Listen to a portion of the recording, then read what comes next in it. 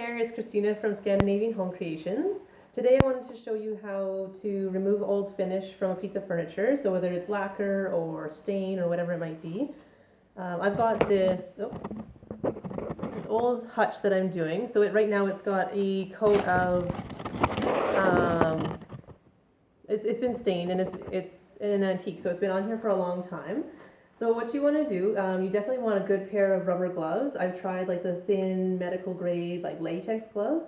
The paint stripper itself is very corrosive and it definitely will burn your skin even through those gloves. I learned that one the hard way. So make sure you have a really good pair of gloves. And you can just buy this at the hardware store, home store, whatever.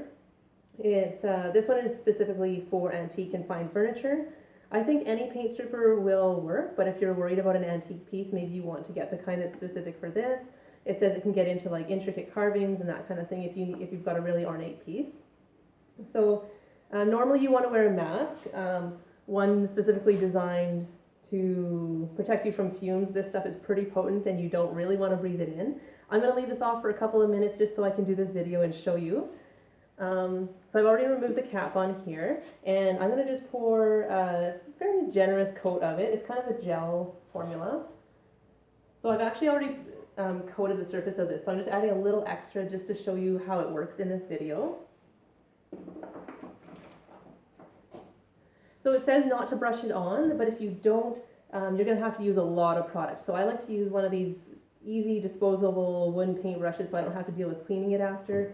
And I just kind of spread it out. I use the brush just to spread the paint stripper around on the surface. You don't need to, you're not like painting it like you're trying to make it soak in. Otherwise you just have these pools of paint stripper, and I think it's too much product. Anyway, you'll go through a lot of paint stripper.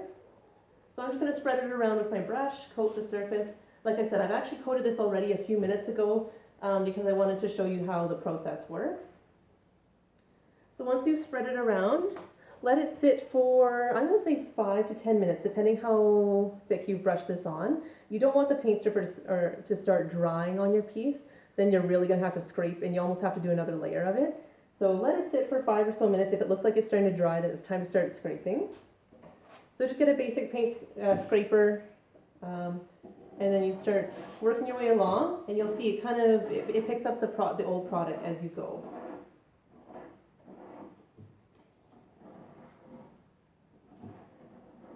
So you're going to get these pools of kind of goopy, gunky mess. It's going to be like piles of that gel from the paint stripper and also the old finish that's coming off of your piece.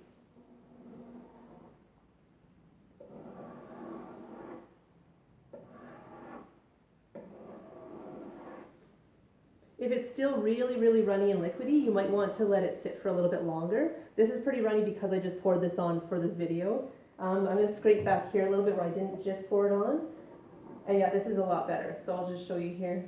So I've got a gunky pile, and I'm just going to garbage that or wipe it off with a paper towel.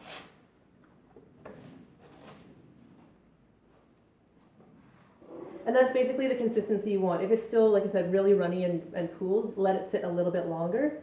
If it's really hardened and thickened up, you might have to put on some more paint stripper. But I'm just going to keep going like that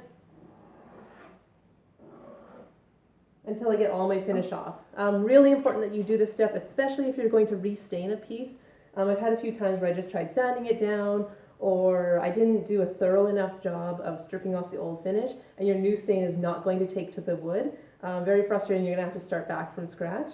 It looks like with this piece, the stain is pretty stubborn, so I think I'm going to do this twice to the top of this piece.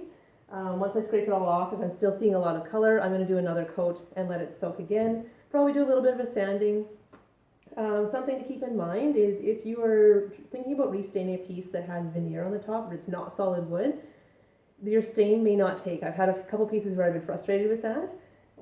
Even after doing the paint stripping, the sanding, all that kind of thing, sometimes the new stain won't take. So better to do this on solid wood, and yeah, we'll go from the next step in my next video.